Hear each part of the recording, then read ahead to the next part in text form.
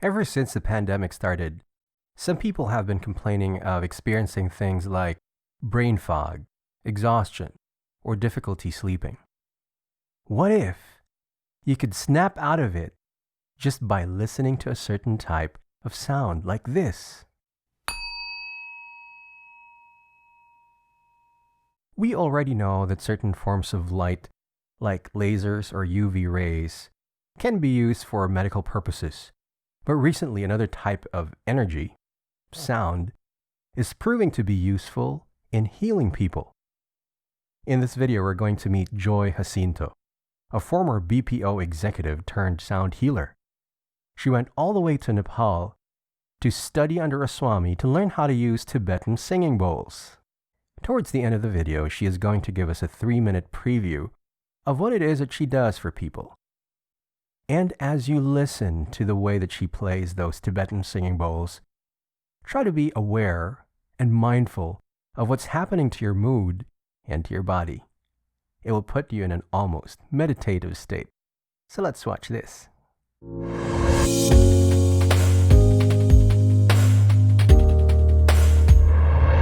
Hi, Joy. How are you?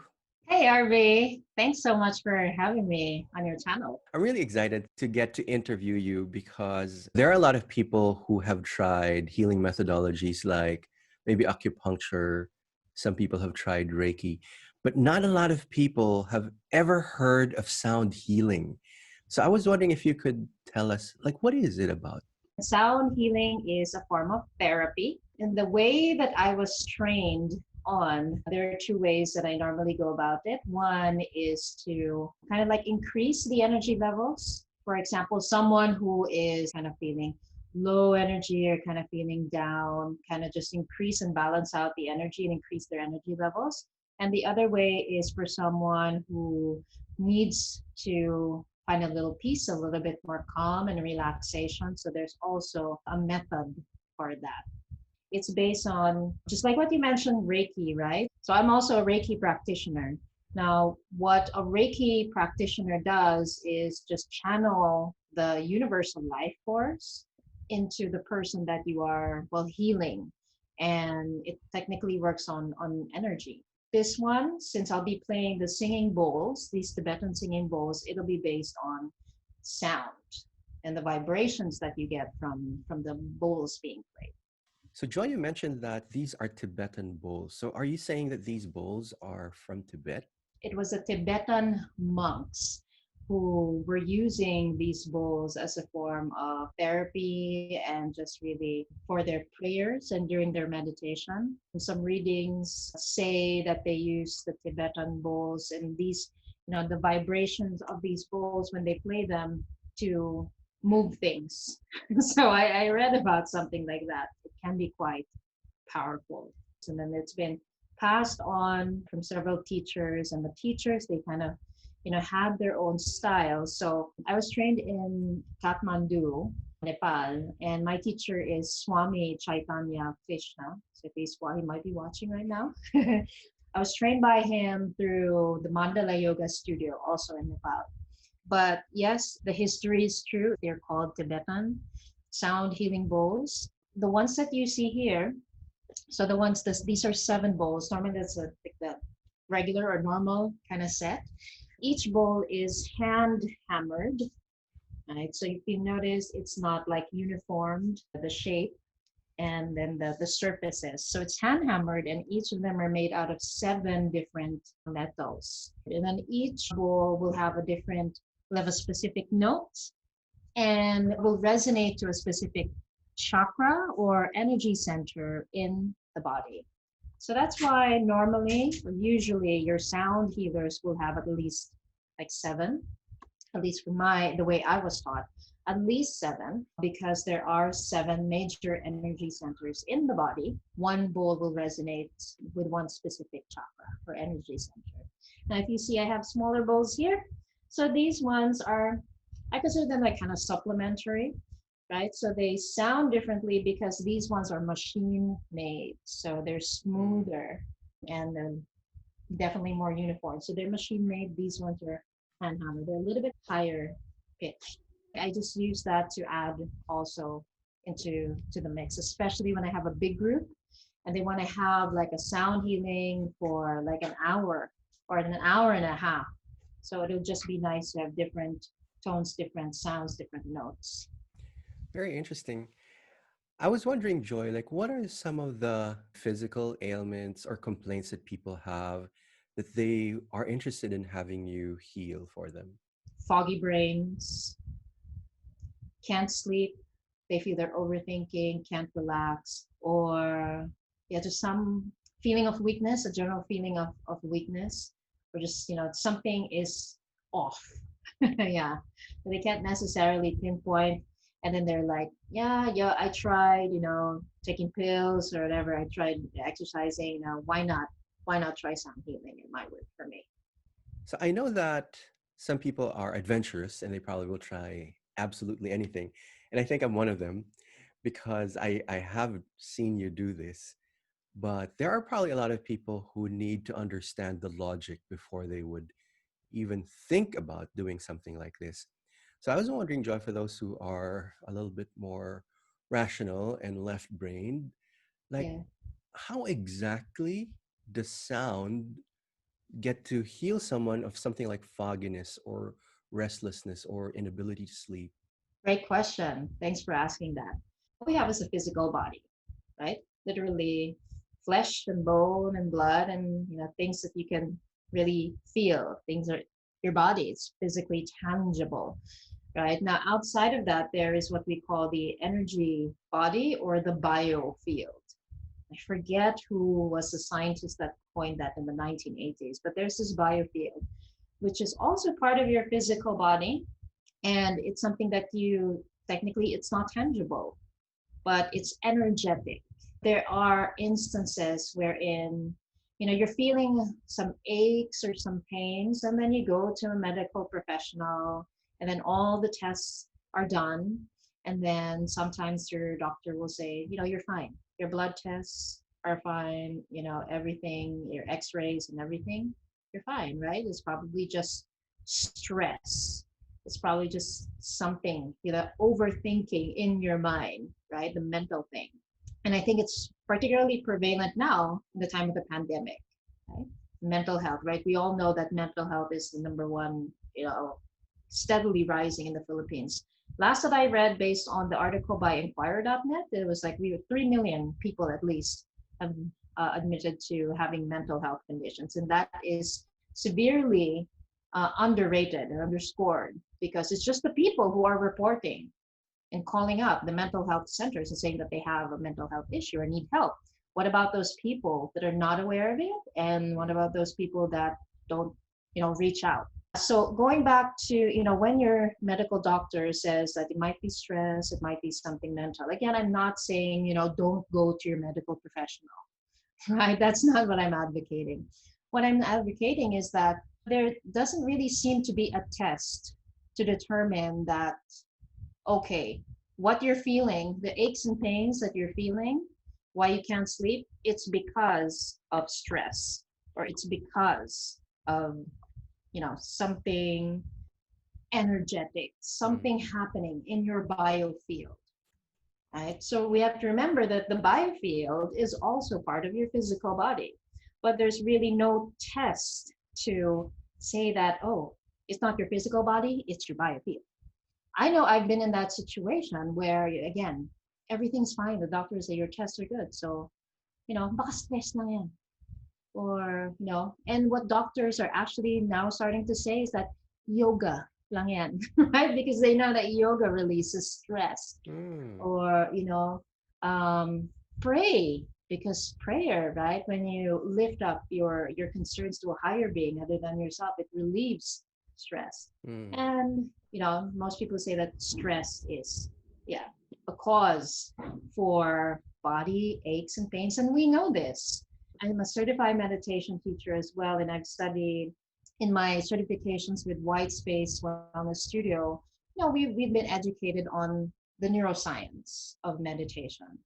And stress is a normal biological function, but if we keep activating our stress response, or if we see stress as a negative thing, Well, stress can be good in some situations, but if we see it as the enemy and as a negative thing, then we'll start to have illnesses, disease, and we'll just our well-being is start will start to go down the drain.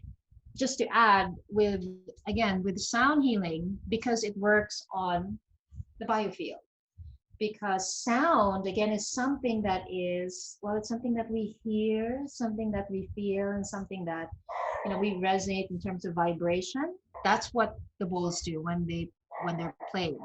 They kind of resonate also with energy and the biofield technically. I think it's making some sense for me. I remember there was this doctor who teaches alternative medicine at the UP College of Medicine, and he Yeah. was talking about Kirlian photography. And Kirlian photography is a type of photography that can capture the energy field of a person. And so a lot of people are thinking, oh, this would probably fall under a category of something new age. But as we begin to know more about energy, things that are unseen, but nevertheless, some people can feel, I guess more and more people are seeing the value of trying something that doesn't fall under what we would call pharmacological medicine. And a lot of people, I think, they resort to taking a pill for every single thing that they're feeling, when something like yoga, meditation, or even sound healing or Reiki or whatever it is that makes them feel better can actually translate to physically feeling better. So I Yeah. wanted to ask you, Joy, like when you went to Tibet, I'm sure that was pretty exciting, and you were surrounded by all of those sounds. Like, could you tell us like what it was like studying how to do this uh, in Tibet itself? Oh, in Nepal rather. Yeah. Oh, sorry, my Yeah. geography is really bad. Like, I don't know the That's purpose. I actually switched those two countries a lot for some reason. Maybe it's because these are Tibetan singing bowls, and that Joy, remember that you went to Nepal, not Tibet. So yeah. So what it was like? Well, yeah, it was my first time in Nepal as well, and it took again a few days to study with Swami Chaitanya Krishna, and the first before meeting him, actually I was still in the Philippines and I was messaging him inquiring about the course. One of the questions I asked was, do I have to know how to read notes? Because like I'm not, I don't play an instrument. Hmm. Really, I don't play an instrument. I don't know how to read notes, right? And I can't even sing properly. I'm most likely off key all the time. And then he's like, no, don't worry, right? You'll be fine. Anyone can take this course, anyone can learn it, right? So, yeah, it was tiring too because, well, one is I had to learn about it and also practice. And then these bowls are not light at all. I forget. I don't like have a scale or how they were, but when my partner and I, so we bought this set in Nepal, Hmm. going home back to the Philippines. This was like, and then we divided these bowls amongst ourselves, just between the two of us, and then in our bags, and carry on, Hmm. hand carry rather, and it was like 17 kilos. So it is 17 bowls. So they're not light at all. So while I was undergoing my studies with Swami, and then just using these bowls, and then just carrying it, and when your hand is not used to carrying this weight again, like, oh, yeah, okay.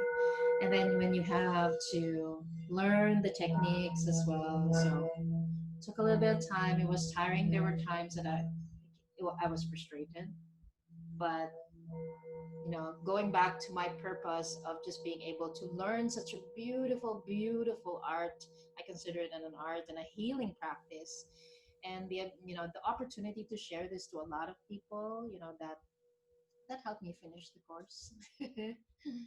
Wow, thank you for sharing your experience, Joy. What have been the changes in you when you started doing this? Because with some people, like I know for a fact that this is something that has worked for me. It's something that I tried. I think I remember we did this before the pandemic started. I was Yes. already, I was feeling a little bit tired, and right after the session, it was like, oh, okay, I have energy again.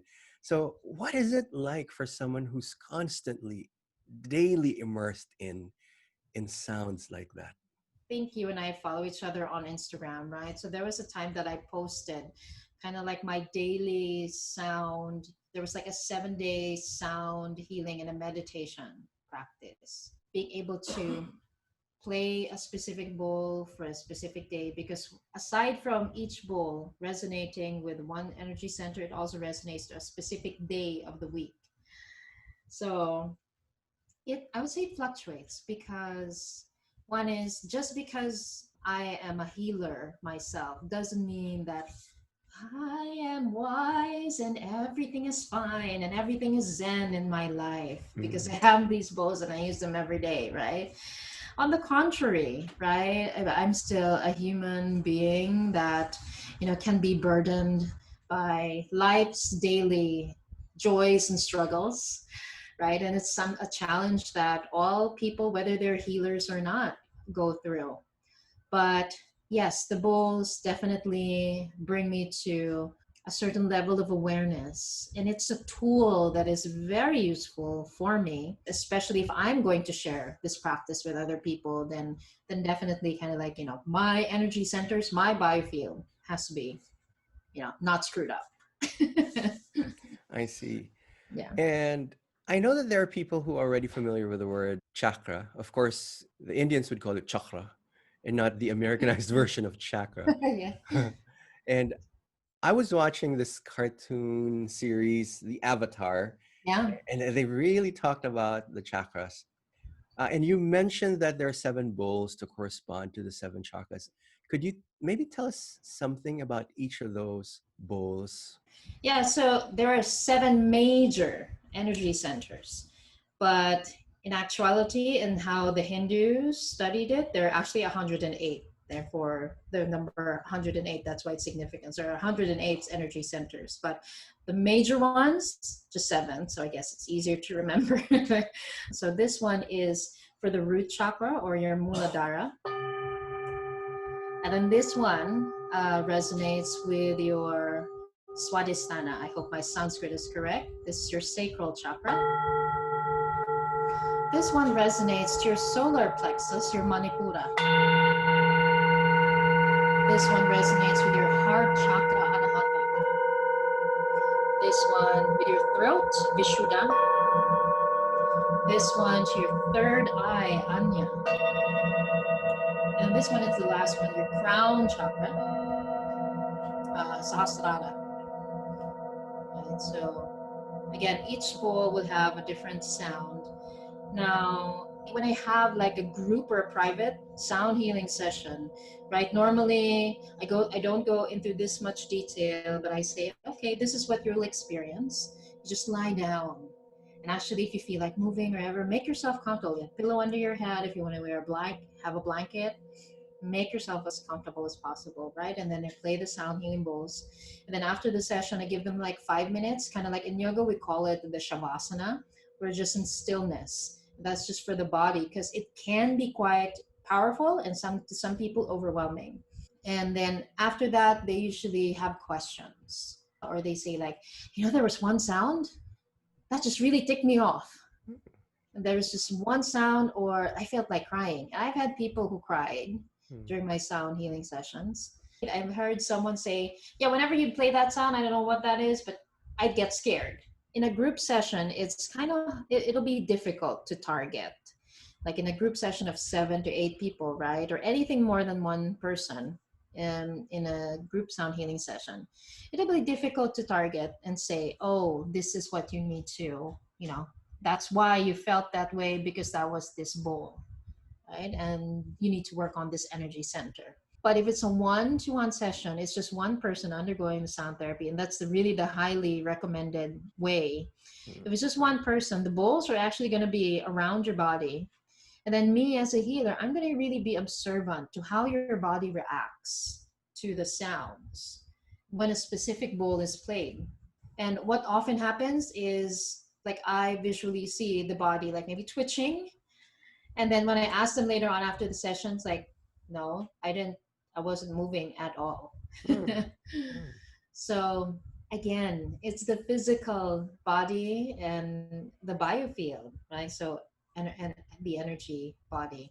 That's what the bowls resonated. And then when I say that because it was a one-to-one session, I can clearly see which bowls the body reacted to, then I now have a conversation with my client and say that, okay, let's talk about your heart chakra, for example, because that's what I saw that your body reacted to. And I start to explain what the heart chakra is and how each chakra can be imbalanced, because technically the goal is to have all the chakras in a state of balance.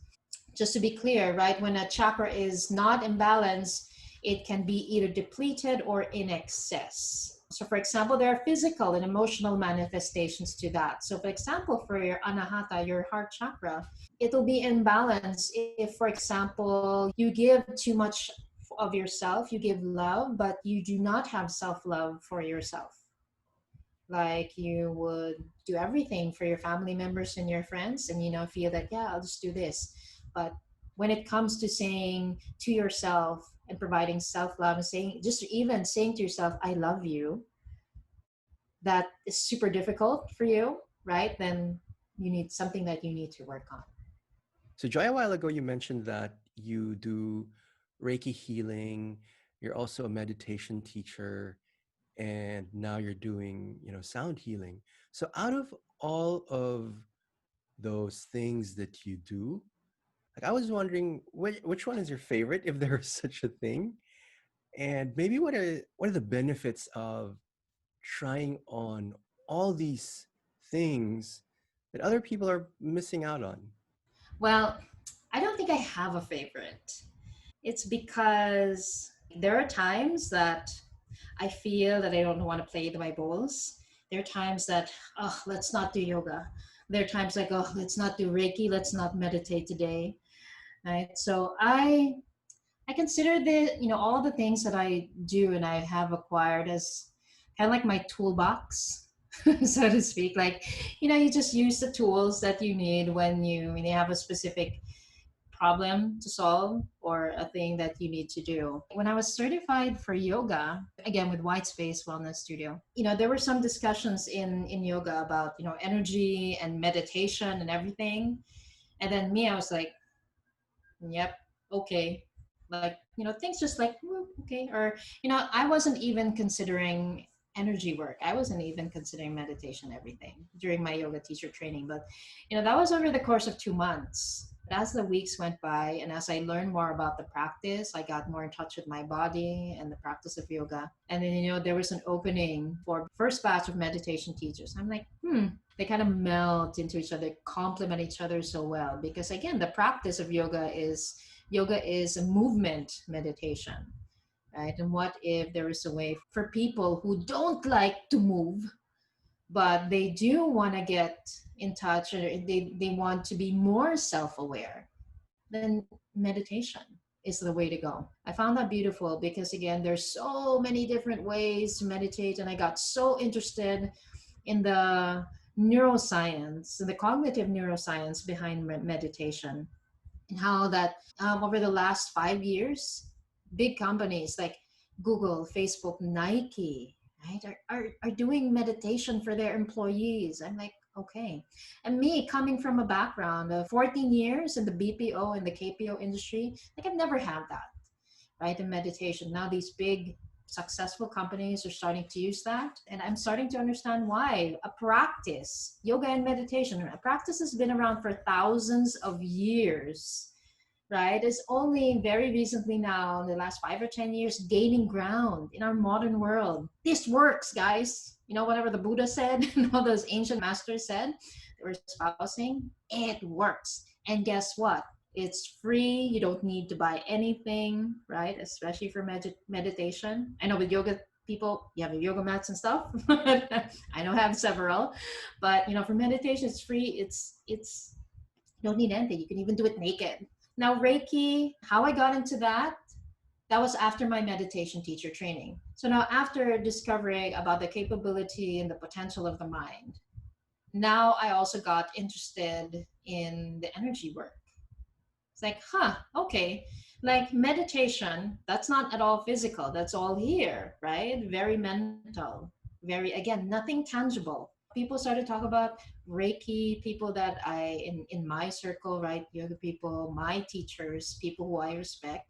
And like, that's interesting.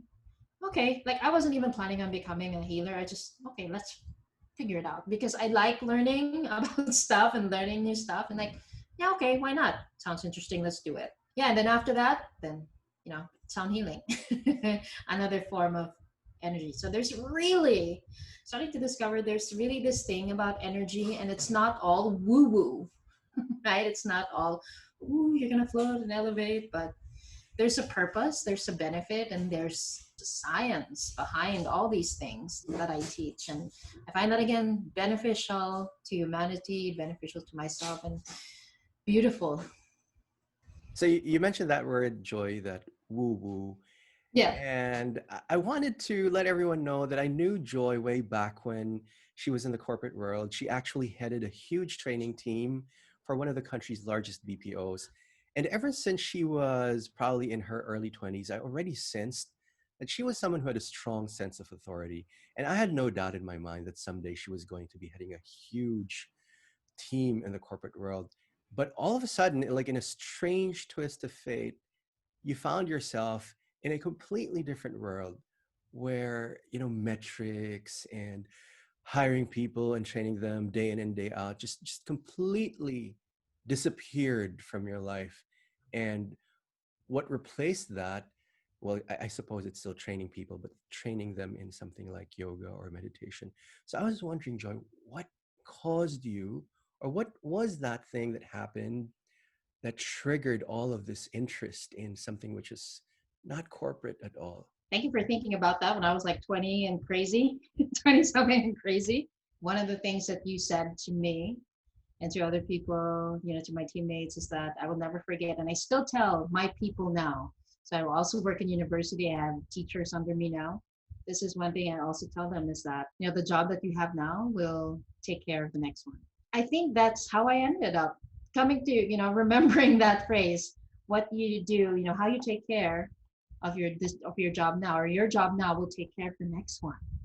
You're right. It's so different, right? Working in the BPO and the KPO or generally corporate. I started practicing yoga in 2016. I came by it, not by intention. I was the HR manager of the company I was working for then, and then I was taking care of their health and wellness. So one of the things I did was invite a yoga teacher to do classes, to hold classes at our office weekly. And of course, I had to be there because I was the one initiating the program. So that's how I fell in love with the practice. For the last BPO that I was with, I was on the night shift for 4 years. So that was anytime from 10 p.m. to 7 a.m., 11 p.m. to 8 a.m. And then I would be traveling a lot. At that time, as I lived in Pasay and Parañaque area. And then there were times when at least once a week, I would need to travel by car, drive to Batangas because one of our sites were there. And, I remember driving home at like after shift 7:30 a.m. and like falling asleep at the wheel, or just, just having to stop at a nearby gas station just to take a power nap, just so I don't hit someone or something on the way. And, it came to a point where I find that what I was doing was not sustainable for me. And I find that it was affecting the way that I deal with my loved ones, right? So my child, my friends, my family, and more importantly, to me, I was often foggy brained. As much as I enjoyed the work that I did, I had beautiful, lovely, hardworking people under me as well in the various sites that I oversaw. And I had great bosses too. But I think what came up for me, more importantly, is physically and energetically, emotionally, it took a toll on me in those areas in my life. So my last job, I was laid off. So at that point, I still had, I was practicing yoga already. But when I got laid off, I was like, okay, now I have more time to yoga. Oh yeah, I know yoga. Now I have more time to do it. And a former colleague and a good friend of ours, Rachel Bonifacio, owned Treehouse. Just started actually a year after, I think, when I got laid off. Treehouse Yoga, Philippines, which is in Parañaque. And then that was like super close to where I lived. And there was a time that for a month and a half, I was practicing every day at the studio, sometimes even twice a day, right? Because, well, no job. And like, let's see where this goes. And then there's again the announcement that, okay, your yoga teacher training. It's like, why not give it a shot, right? Because, well, I need a job. And it seems that I'm enjoying yoga, right? If I make it, might as well make it, a source of income. And that's, again, shall I say, the rest becomes history. Nothing intentional, nothing like, oh, I'm gonna quit because this is what I want to do. I got laid off. Nothing like, oh, I was planning on taking my teacher training already, right? No, it just so happened that, okay, it was there, and the opportunity, and there's an opportunity to fall in love with the practice again via Treehouse Yoga, being able to practice, after just not being able to practice for so long. Yeah, sustainability, really. We have to come to a point and ask ourselves, is what we are doing, is it sustainable? This is now one of my goals, to be able to live to 100 years old. That's my goal, to live to 100 years old and still be doing yoga, still be teaching yoga, teaching meditation, practicing Reiki, and doing my sound healing. That's my goal. As I listen to that story, Joy, I notice that there's a little bit of serendipity in there somewhere. Like, first of all, you meeting the yoga teacher because you arranged it in a wellness class, and then the universe giving you a nudge to say, okay, like it's about time you got out of this stressful world that's not sustainable, and then becoming interested slowly, gradually into different things, from yoga to meditation to Reiki, and now sound healing. So they say that the proof of the pudding is in the eating, but in this case, I guess one of the best ways to really experience sound healing is for them to get like a preview, like a taste of it. Mm-hmm. So if you could probably share with them, even just like a short sound healing session. And as you listen to what Joy is about to do, I'm going to ask all of those who are watching to pay attention to your body. Like, what are you feeling? What emotions are coming up for you? What sensations, whether it's physical or whatever thoughts come to mind, and just be mindful of what's going to happen next. I'm going to start to play the bowls now.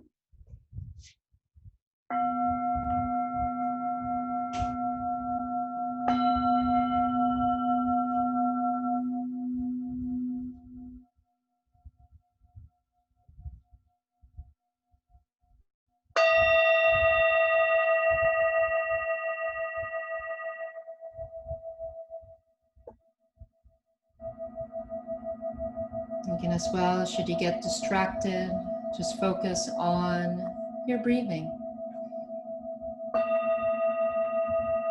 And feel free to close your eyes if that is what helps you just pay attention a little bit better.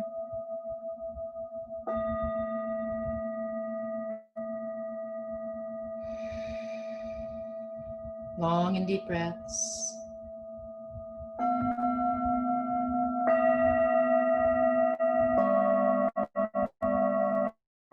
Yet effortless and gentle.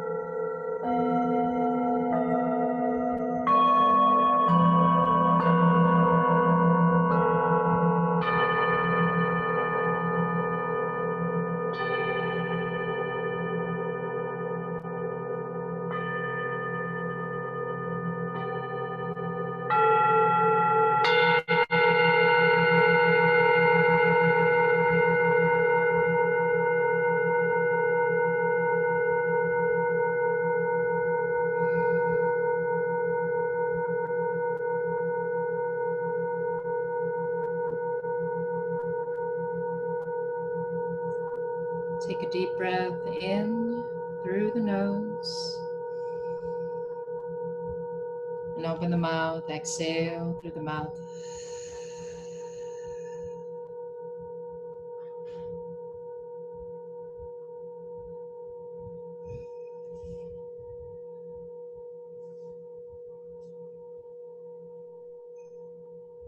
So that was around 3 minutes and 20 seconds. Joy, thank you again for playing that.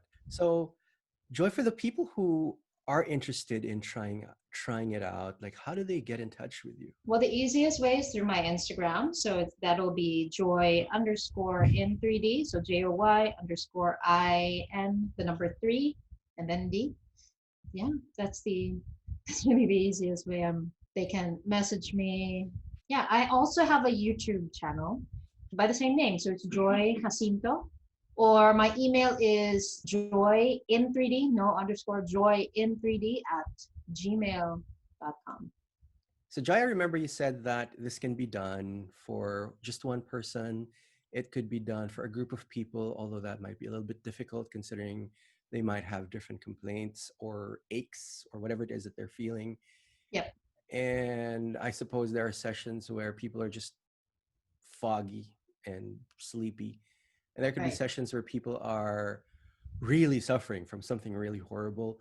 So just for the benefit of people who are thinking of trying this out, like, could you give us an idea of like maybe the range or like how much it would cost to try it out, something like that, whatever it is that you're comfortable sharing? It will depend. Like for a private session, so some people, they would say, oh, can we just like do like 30 minutes? That's all I have. Some will be like, yeah, sure, let's do 1.5 hours of sound healing just by myself. So I would say it will differ, but I say maybe around 2,000 pesos for a private session. Then again, that will depend on various factors. Well, right now it's the pandemic and everything is online, right? So normally, because before the pandemic, it will depend on the location. But now it'll depend on how many people will be attending and how long it'll be. And, you know, I heard recently that Zoom is being used for a lot of activities that require sound being faithfully reproduced. So, for example, music teachers, it looks like there's a setting somewhere in Zoom where they can adjust the sound quality in such a way that it's of a higher quality. And it probably should not suppress intermittent sounds, because every now and then like a sharp spike in volume will happen if you strike something high pitched. So considering that this is going to be done via Zoom, could you tell us, Joy, what someone might expect if they book a session with you? Yeah, so when they do reach out to me and they say that they're interested, I normally ask for what reason they want the sound healing, how many, and what the occupation of the attendees or the age. And that's important to me because it gives me an idea of kind of like their physical or mental states. Also, if they have any illnesses that I need to take note of. Also, especially if they have the right tools like Zoom. Also, if they have good quality speakers, because that's definitely needed, because again, it's sound. Also, yeah, if they don't have good quality speakers, earphones or headsets. That actually makes things better. The sound is better because like on my end, I've invested in like tools like, you know, a microphone that really captures the resonance of the bowls. And then other things that I will say also is they can choose to do it. They don't have to wear anything special. They can be in their comfortable house clothes, whatever they want to wear. They can be lying down. They can be in their bedroom, pillow, comfortable, and then expect that there's going to be a consultation after. And they can, you know, they're free to ask me questions about the session after. I just wanted to ask if there was any last thing that you wanted to say to people who are even just mildly interested in trying a sound healing session. Feel free to just ask. Again, if Barbie said, if you're just even mildly interested, if you have a little question or you're unsure, but there's a little inkling of, what if, you know, feel free. I don't charge for questions and answering those questions. Feel free to reach out again by my Instagram, my email, or, you know, my YouTube channel. ask away. And if you feel that it's something that you want to try out, we can always come to a schedule, an agreement, see how it goes. Thank you for sharing your passion with other people. Have a good Thank you, RV. Namaste. Namaste. In this video series, Learning from the Masters, with every video, I introduce you to someone who is an expert at what they do. So if you haven't done so yet, click the like button, click the subscribe button, and hit the notification bell. I would love to introduce you to a lot more people who are experts in their own field.